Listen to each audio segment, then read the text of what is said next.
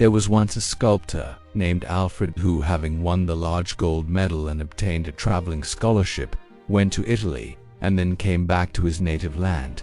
He was young at that time. Indeed, he is young still, although he is 10 years older than he was then.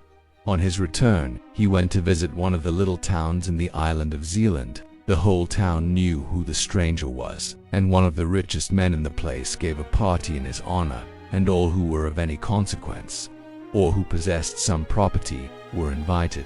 It was quite an event, and all the town knew of it, so that it was not necessary to announce it by beat of drum. Apprentice boys, children of the poor, and even the poor people themselves, stood before the house, watching the lighted windows, and the watchman might easily fancy he was giving a party also. There were so many people in the streets. There was quite an air of festivity about it, and the house was full of it. For Mr. Alfred, the sculptor, was there. He talked and told anecdotes, and everyone listened to him with pleasure, not unmingled with awe, but none felt so much respect for him as did the elderly widow of a naval officer. She seemed, so far as Mr. Alfred was concerned, to be like a piece of fresh blotting paper that absorbed all he said and asked for more. She was very appreciative, and incredibly ignorant, a kind of female Gaspar Hauser. "I should like to see Rome," she said. "It must be a lovely city, or so many foreigners would not be constantly arriving there. Now, do you give me a description of Rome? How does the city look when you enter in at the gate?" "I cannot very well describe it," said the sculptor, "but you enter on a large open space, in the center of which stands an obelisk, which is 1,000 years old." "An organist!" exclaimed the lady, who had never heard the word obelisk.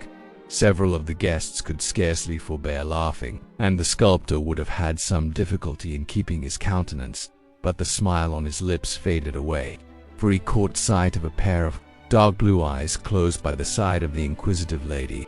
They belonged to her daughter, and surely no one who had such a daughter could be silly. The mother was like a fountain of questions, and the daughter, who listened but never spoke, might have passed for the beautiful maid of the fountain. How charming she was!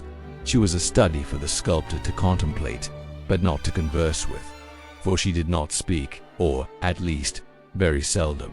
"Has the Pope a great family?" inquired the lady. The young man answered considerately, as if the question had been a different one. "No, he does not come from a great family." "That is not what I asked," persisted the widow. "I mean, has he a wife and children?" "The Pope is not allowed to marry," replied the gentleman. "I don't like that," was the lady's remark. She certainly might have asked more sensible questions, but if she had not been allowed to say just what she liked, would her daughter have been there, leaning so gracefully on her shoulder, and looking straight before her, with a smile that was almost mournful on her face? Mr. Alfred again spoke of Italy, and of the glorious colors in Italian scenery, the purple hills, the deep blue of the Mediterranean, the azure of southern skies, whose brightness and glory could only be surpassed in the north by the deep blue eyes of a maiden. And he said this with a peculiar intonation. But she, who should have understood his meaning, looked quite unconscious of it, which also was charming. "Beautiful Italy," sighed some of the guests. "All to travel there," exclaimed others. "Charming, charming," echoed from every voice. "I may perhaps win $100,000 in the lottery," said the naval officer's widow, "and if I do, we will travel, I and my daughter, and you, Mr. Alfred, must be our guide. We can all three travel together, with one or two more of our good friends." And she nodded in such a friendly way at the company, that each imagined himself to be the favored person who was to accompany them to Italy. "Yes, we must go," she continued, "but not to those parts where there are robbers. We will keep to Rome. In the public roads one is always safe." The daughter sighed very gently, and how much there may be in a sigh, or attributed to it. The young man attributed a great deal of meaning to this sigh. Those deep blue eyes, which had been lit up this evening in honor of him, must conceal treasures, treasures of heart and mind, richer than all the glories of Rome. And so when he left the party that night, he had lost it completely to the young lady. The house of the naval officer's widow was the one most constantly visited by Mr. Alfred the sculptor. It was soon understood that his visits were not intended for that lady, though they were the persons who kept up the conversation. He came for the sake of the daughter. They called her Clara. Her name was really Karen Melina, and these two names had been contracted into the one name Clara. She was really beautiful, but some said she was rather dull, and slept late of a morning. She has been accustomed to that, her mother said. She is a beauty, and they are always easily tired. She does sleep rather late, but that makes her eyes so clear. What power seemed to lie in the depths of those dark eyes? The young man felt the truth of the proverb, still waters run deep, and his heart had sunk into their depths.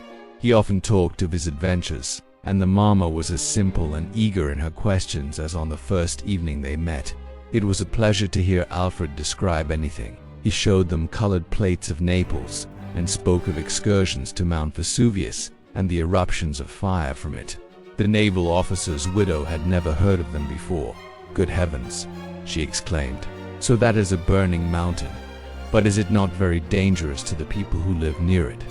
"Whole cities have been destroyed," he replied. "For instance, Herculaneum and Pompeii." "Oh, the poor people. And you saw all that with your own eyes?" "No, I did not see any of the eruptions which are represented in those pictures, but I will show you a sketch of my own, which represents an eruption I once saw." He placed a pencil sketch on the table, and Mama, who had been overpowered with the appearance of the colored plates, threw a glance at the pale drawing and cried in astonishment, "What? Did you see it throw up white fire?" For a moment, Alfred's respect for Killer's mama underwent a sudden shock and lessened considerably. But, dazzled by the light which surrounded Killer, he soon found it quite natural that the old lady should have no eye for color. After all, it was of very little consequence, for Killer's mama had the best of all possessions, namely, Clara herself. Alfred and Clara were betrothed, which was a very natural result, and the betrothal was announced in the newspaper of the little town. Mama purchased 30 copies of the paper, that she might cut out the paragraph and send it to friends and acquaintances. The betrothed pair were very happy, and the mother was happy too. She said it seemed like connecting herself with Thorwaldsen. "You are a true successor of Thorwaldsen," she said to Alfred, and it seemed to him as if, in this instance, Mama had said a clever thing. Clara was silent, but her eyes shone. Her lips smiled. Every movement was graceful. In fact, she was beautiful. That cannot be repeated too often. Alfred decided to take a bust of Clara as well as of her mother. They sat to him accordingly and saw how he molded and formed the soft clay with his fingers. "I suppose it is only on our account that you perform this commonplace work yourself, instead of leaving it to your servant to do all that sticking together." "It is really necessary that I should mold the clay myself," he replied. "Ah yes, you are always so polite," said Mama with a smile, and Clara silently pressed his hand, all soiled as it was with the clay. Then he unfolded to them both the beauties of nature in all her works. He pointed out to them how, in the scale of creation, inanimate matter was inferior to animate nature, the plant above the mineral, the animal above the plant, and man above them all. He strove to show them how the beauty of the mind could be displayed in the outward form, and that it was the sculptor's task to seize upon that beauty of expression and produce it in his works. Clara stood silent, but nodded in approbation of what he said, while mother-in-law made the following confession. "It is difficult to follow you, but I go hobbling along after you with my thoughts, though what you say makes my head whirl round and round. Still I contrive to lay hold on some of it." Killer's beauty had a firm hold on Alfred. It filled his soul and held a mastery over him. Beauty beamed from Killer's. Every feature glittered in her eyes, lurked in the corners of her mouth, and pervaded every movement of her agile fingers. Alfred, the sculptor, saw this. He spoke only to her, thought only of her, and the two became one. And so it may be said she spoke much, for he was always talking to her, and he and she were one. Such was the betrothal, and then came the wedding, with bridesmaids and wedding presents, all duly mentioned in the wedding speech. Mother-in-law had set up Thorwaldsen's bust at the end of the table, attired in a dressing gown. It was her fancy that he should be a guest.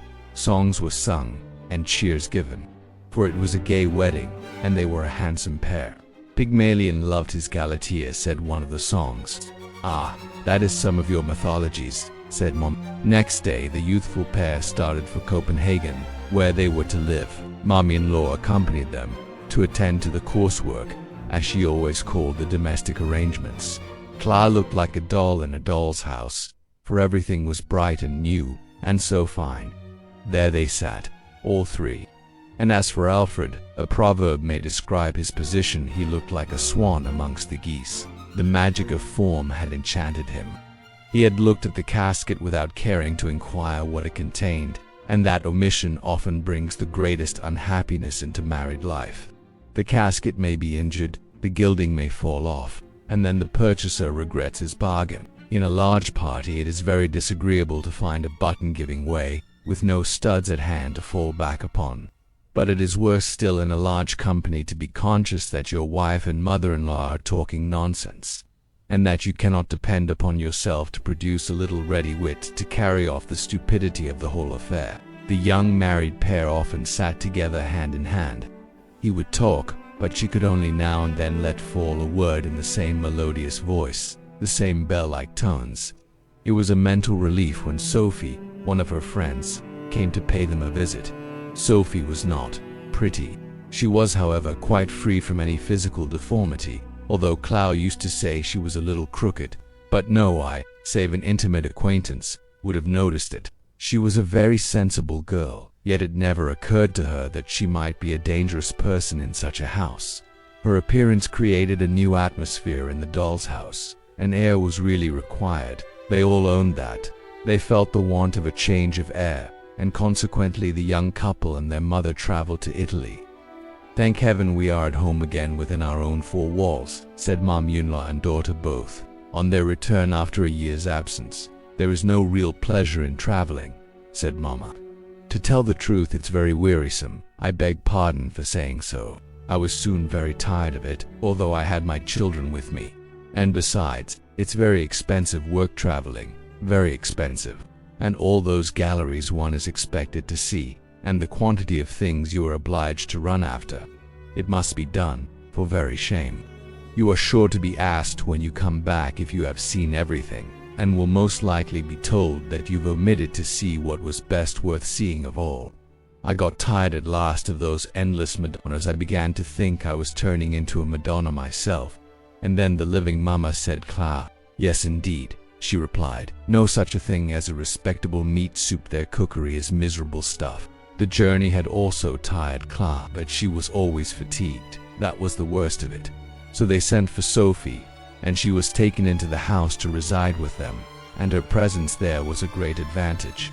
Mommy-in-law acknowledged that Sophie was not only a clever housewife, but well-informed and accomplished, though that could hardly be expected in a person of her limited means.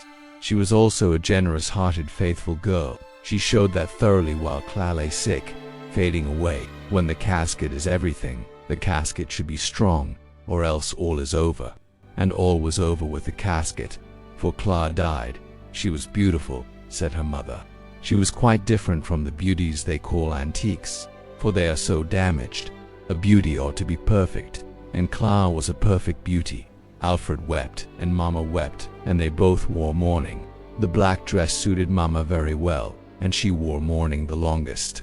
She had also to experience another grief in seeing Alfred marry again. Marry Sophie, who was nothing at all to look at.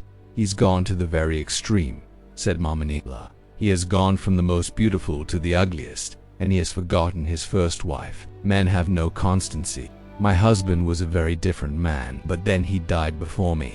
Pygmalion loved his Galatea was in the song they sung at my first wedding," said Alfred. "I once fell in love with a beautiful statue, which awoke to life in my arms. But the kindred soul, which is a gift from heaven, the angel who can feel and sympathize with and elevate us, I have not found in one till now. You came, Sophie, not in the glory of outward beauty, though you are even fairer than is necessary. The chief thing still remains. You came to teach the sculptor that his work is but dust and clay only, an outward form made of a material that decays, and that what we should seek to obtain is the ethereal essence of mind and spirit. Poor Clow, our life was but as a meeting by the wayside.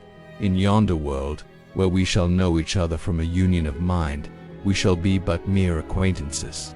"That was not a loving speech," said Sophie. nor spoken like a Christian, in a future state where there is neither marrying nor giving in marriage, but where, as you say, souls are attracted to each other by sympathy.